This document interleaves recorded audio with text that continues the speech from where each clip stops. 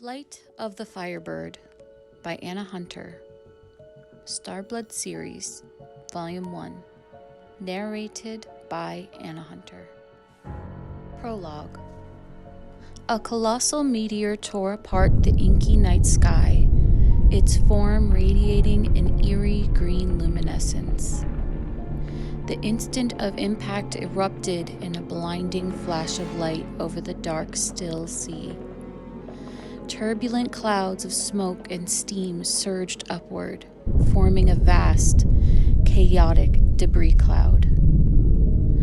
A moment later, the shockwave arrived, a deep rumbling that vibrated through the land, like the passage of an unseen stampeding herd.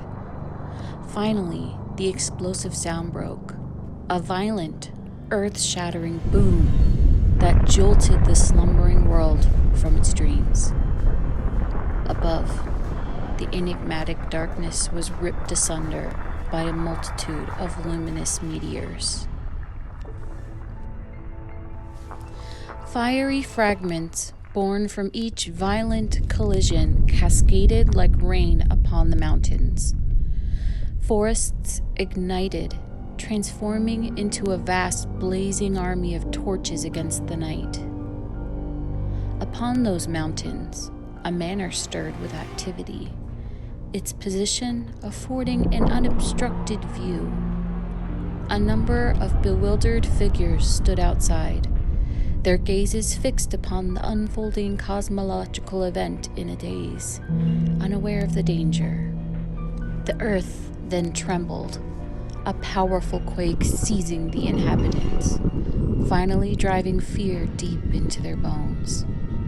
Far below, in the valley, the quakes tore the land asunder. The audience in the manor watched as bright magma burst from the ground like fiery blood. A crack shot up the mountain, halting just before the manor. A spray of molten rock shot high into the sky, while magma flowed across the land. Water hissed as the flowing lava crashed into the frozen river in the valley. The ice started to crack in every direction, a complex pattern hidden under thick, dark water that flowed like oil. The steam carried a sharp smell of copper and sulfur, while the heat shimmering in the sky had a spectral quality. Inside the manor's towering stone walls, chaos erupted. Warriors and civilians tossed aside their courage and common sense. Weapons lay abandoned, and shields provided no protection. Those who were too afraid to flee sought refuge. A child nestled into his mother's arms behind the stone wall. Everyone coughed, their eyes red from the caustic smoke. A maid brought buckets of water to tend to burns and cleanse their eyes. They used damp cloths to cover their faces in order to breathe. A warrior stepped out of the manor and beheld the blazing meteors in the sky. Awe filled her eyes as she removed her leather helm, unveiling dark auburn hair intricately braided around her head. This wonder soon turned to shock when she noticed the enormous debris cloud off the coast.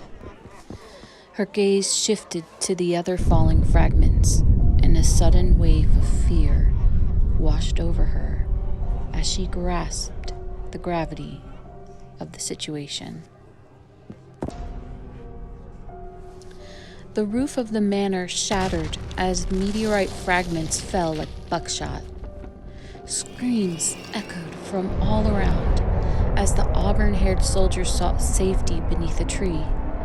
She shielded her head while meteorites and debris flew in various directions, regretting the decision to remove her helmet.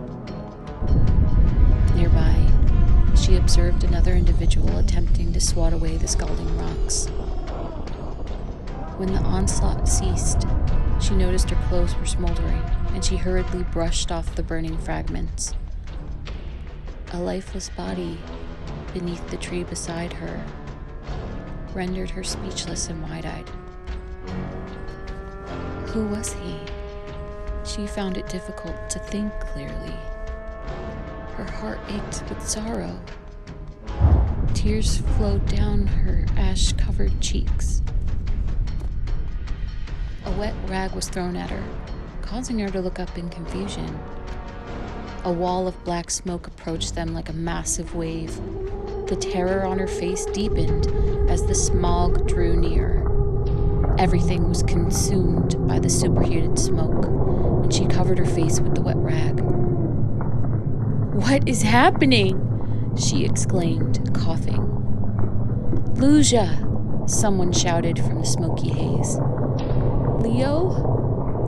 Lucia wiped her face, but only spread the soot further. "What is going on?" Leo recognized Lucia's voice and moved toward it. "Where are you?" Leo called out. He stumbled over the body on the ground beside Lucia and grasped her shoulders. Lucia was finally able to see him. He appeared unlike himself, completely covered in ash. His eyes were teary and filled with fear. "Something in the sky," she whispered, her throat burning. "It hit over there." Leo gestured wildly into the hot, toxic smoke. Lucia struggled to comprehend the situation. Leo pulled the leather helm over her head. At last, the chaotic wind pushed the black cloud away, allowing them to breathe again. Across the sea, a fire burned fiercely, resembling a threatening storm. A large mushroom cloud ascended from the water. Trails of smoke and flames cut through the sky. Additional meteors ignited in the upper stratosphere.